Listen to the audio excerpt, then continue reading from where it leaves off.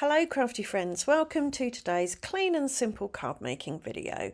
Today I'm going to show you how I get perfect Nuvo drops almost every time I do them, and I'm going to show you how I use crystal glaze, Nuvo crystal glaze, which is very similar to glossy accents. But before I do that, I'm going to create a card on which I'm going to put my crystal glaze and Nuvo drops. For the focal point on my card, I'm going to use a stamp and die set that came with a recent card making magazine. The first thing I did was die cut the flower shape out of a piece of smooth white card. I then put this in my stamp positioner and put the stamp in the aperture and lined it up so that there was an equal size gap all the way around the edge. Then I put the die cut back in the aperture in the card, inked up my stamp with VersaFine Onyx Black pigment ink and stamped that. That way I knew that my stamped image would be perfectly placed on my die cut. I then took this out of the stamp positioner and then I began work on my card blank. I'm working straight on the card blank today. And I took some grey ink and stamped the flower where I wanted to put my die cut flower, and this was just to give me an idea of where to line up the leafy branchy stamps that I wanted to add underneath my flower die cut. Once I had my leaves positioned, I stamped them in shadow grey archival ink, which is a waterproof ink. I could have chosen a green for this, but I chose a grey because I wasn't entirely sure how I was going to colour my leaves at this point, and I thought I just want something waterproof, so I'll pick an archival ink and I'll go with grey because it will fade into the background with whatever media I put on top, really. So I had to stamp each one twice to get the impression that I was looking for. And then I decided to just use some water-based felt tips to colour in my leaves. The pen I'm using here is a Zebra mild liner, and I used the same one for all of the leaves, even though they're different styles. I coloured them in with the brush tip, and then I went over the lines, the grey lines, with the bullet tip, the other end of the pen. To create a bit of dimension, I added some shadows simply by going over the green again with the brush tip, and that just darkened up or increased the saturation of the green ink that I put down. If you'd like more ideas on how to colour stamped images, I do have a video called 10 Ways to Colour Stamped Images, and I'll leave a link to that in the video description for you if you're interested. Next, I coloured my flower die cut. I took a yellow brush pen and coloured in the centre in yellow, skipping over a few areas, leaving them white to act as highlights. And then I brought in a brown brush pen and just did a few squiggles here and there to act as shadows or lowlights, and it just gives a vague impression of dimension. To colour my petals, I chose a red brush pen.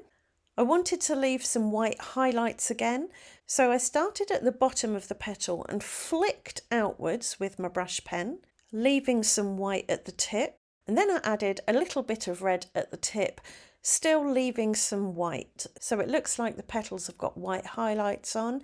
And I did the same thing to all of the petals. To add a bit of depth to the parts of the petals near the centre of the flower, I went over my brush strokes quite a few times, flicking the ink again to add some darkness and, as I say, depth. And with the highlights and the shadows, that does create the illusion of depth.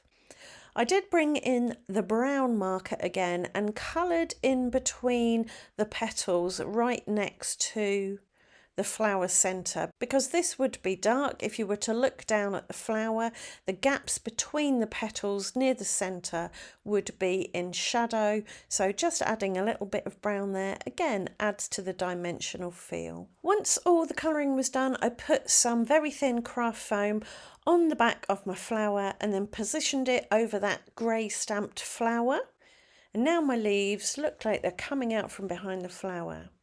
Next, I created my sentiment. I stamped a warm wishes in embossing ink on some smooth white card. I then dipped this in gold embossing powder and then heated it with my heat tool. I did treat the card with anti-static powder before I did the embossing though, so that stray embossing powder didn't stick where I didn't want it. I didn't have a die for this sentiment, so I used my detail scissors to cut it out. I started by giving it quite a big border, just because I wanted to work out exactly what shape I wanted it. And when I knew I definitely wanted to follow the shape of the words quite closely, I went around again and trimmed a little bit closer. After that, I used an embossing tool to bevel the edges of my sentiment so it looked more like it had been die cut and less like it had been scissor cut. To stick that down to my card, I added a bit of foam tape to the bottom portion and then stuck it on the card with the top of the sentiment overlapping the flower a little bit. And then I added crystal glaze to the petals of the flower.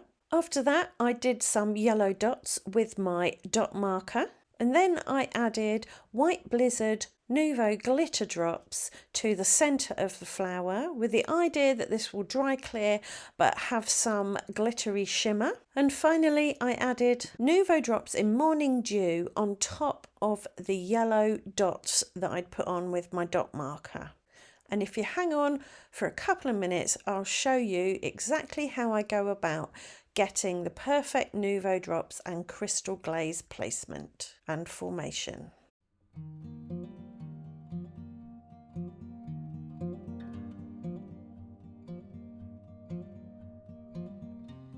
Thanks for sticking to the end of the video. Now I'm going to give you my top tips for applying Nuvo crystal glaze and Nuvo drops. Tip number 1 is to store your crystal glaze and Nuvo drops upside down.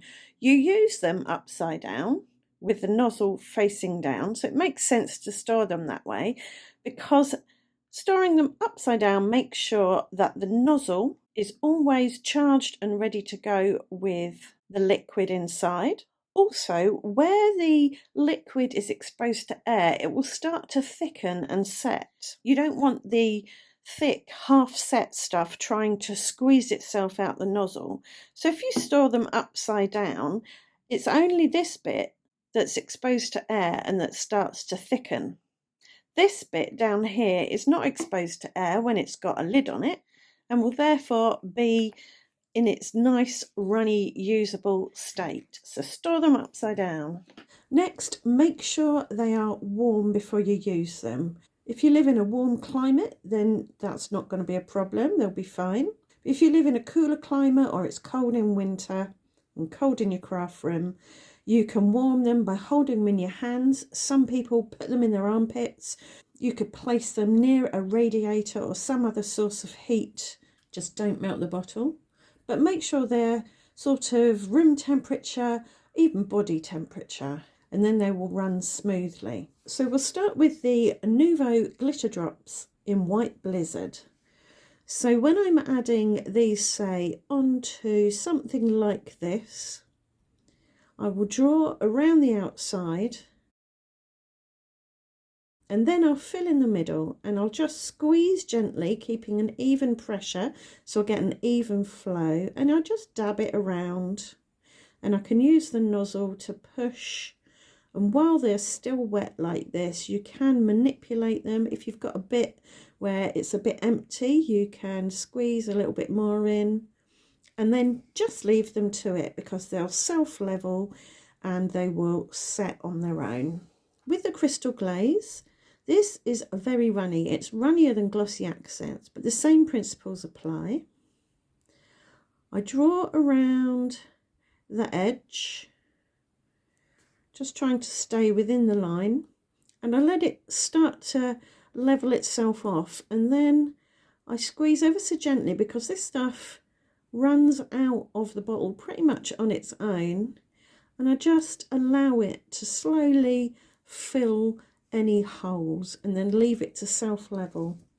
And then I'll work around my flower. I don't think it matters if the crystal glaze touches the Nuvo drop, that's fine. So I'm drawing around the outside. My nozzle at this point is touching the paper, and then I'll just fill it in gently squeezing if I need to, and keep going until I'm done. When I've done all my petals on something like this, I will lift and tilt, looking to see if there are any areas where I've missed, like that. And then I'll just go in. Sometimes you don't even need to squeeze, it will drip itself into the gaps. And again, just tilting to see if there's any unglossy bits, which is where you will have missed. But I think there's one there, I think that's pretty much done.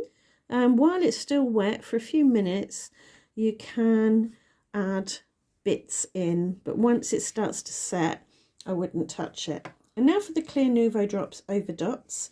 So I'm going to add my dots with my dot marker. With these, you literally just press down, straight down, and the harder you press, the bigger the circle you get, like that.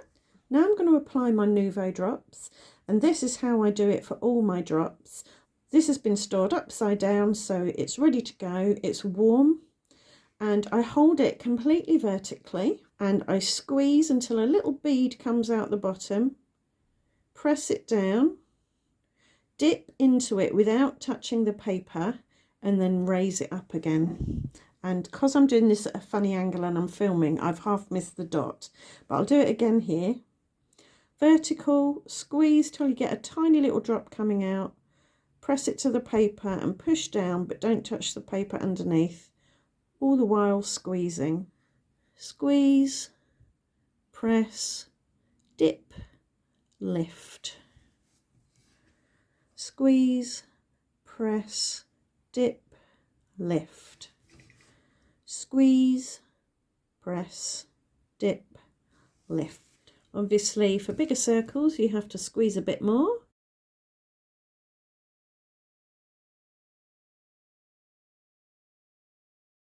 They will settle out and form nice domes and dry clear. I think I'll add a few gold ones to this. So again, we're just doing squeeze, press, dip, lift. You don't have to do any swirling. This should be enough to get nice domed dots. And there you go, that's how I get my Nuvo drops and crystal glaze to play nicely. I hope you found this video helpful and it's given you some ideas of things you can do with the supplies that you already have in your stash. If it has, please do leave a thumbs up. Let me know in the comments, subscribe, ring the notification bell, and I'll see you back here very soon for my next video. Thanks for watching. Bye for now.